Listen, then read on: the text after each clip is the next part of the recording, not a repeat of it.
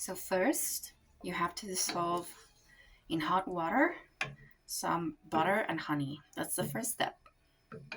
You should just use the quantity of water you like, depending on the quantity of bread you want to make.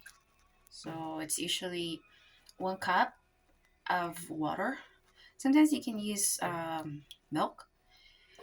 So 1 cup of water would be like around 2 cups of flour, something like that ish. If you need a bit of extra flour, you can just sprinkle on the dough when it's um, almost done.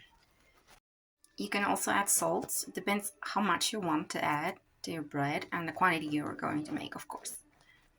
So when the water is not boiling hot, just come and add the yeast, and it depends again how much you want to make. But I think for 1 cup of water, 2 cups of flour, you can just add one of these, 1 teaspoon, perhaps two. I think that's pretty much enough.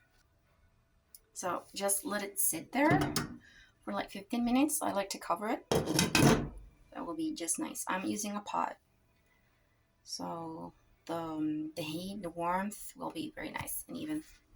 So let's take a look at the yeast. Okay, I think it's fine. So it's time to add the flour. Let's see. So I'm gonna mix it with mixer. This nice. Now I'm going to add flour.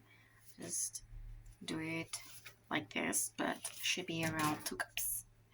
So I'm going to start stirring till everything is nice and sticky. So I'll keep doing it for a little bit. So I'm moving around a little bit. It's getting thicker. Just keep doing that. Add more flour. So when I get this kind of texture, I like to leave it there for a little bit more. So I'm just gonna get rid of this, add the lid, and let it wait for a little bit.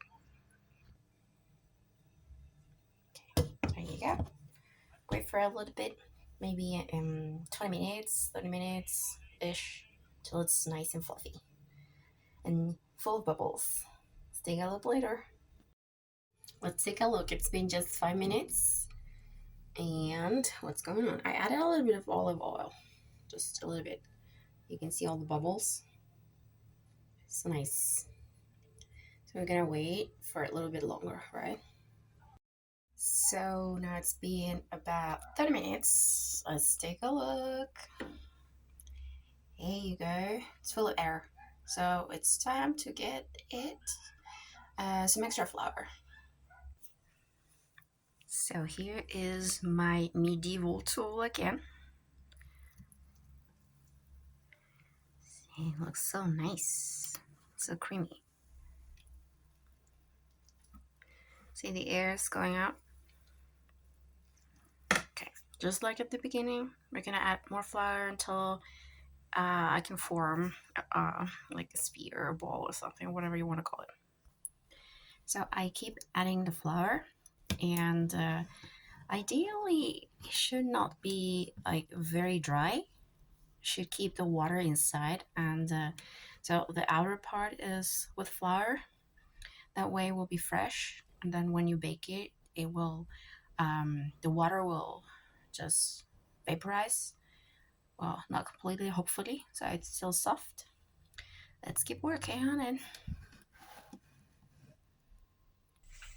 So I added a little bit of olive oil, so now I can start using my hands. So it's very sticky, but it's ready for my hands.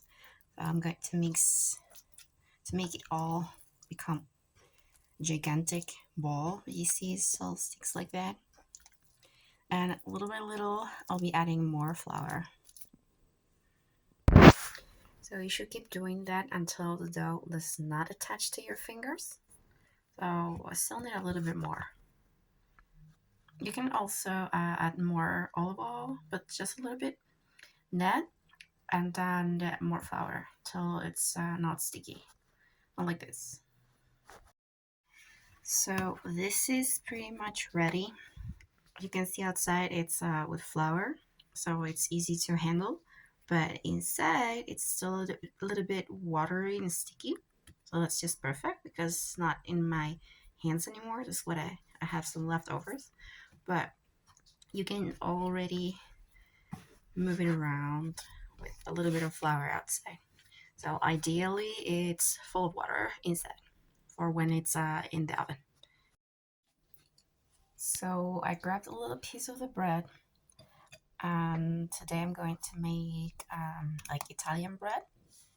Oh, and I'm going to add some olives and cherry tomatoes, sorry, and I'll see the final result later. So this is kind of like the first time I'm making this. So let's see how it works. I don't eat a lot of fat, so eating this every now and then, I guess, is just fine. So I added olive oil, just adding the veggies, right? Make it nice looking. You can also at the end sprinkle a little bit of salt, make it nice, oregano if you like the taste, and then just take it to the oven. And for the rest of the bread, I added olive oil just to be able to manipulate it better. It's so nice and fluffy. You can just make a loaf of bread with this or make little buns. So today I'm going to add some olives, which are already waiting there. So let's mix them up. So I mix the whole thing and then I sprinkle a little bit of extra flour so everything outside is a little bit dry. I'm going to spread the dough and cut it in small pieces like squares or dices. Well, really, more like triangles or rectangles, whatever you want. And then take it to the oven. So I cut it into pieces and it's still like very watery inside. I don't know if you can see that.